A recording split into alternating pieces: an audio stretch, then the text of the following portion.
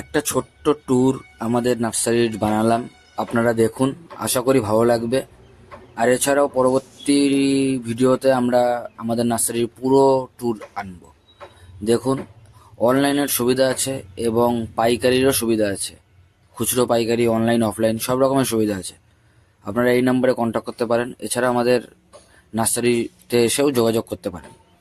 দেখুন, আর এর পরের দিন আমরা পুরো ভিডিও, একটা নার্সারির পুরো ভিডিও আনবো। আপনারা দেখুন, আমি আর কথা বলবো না।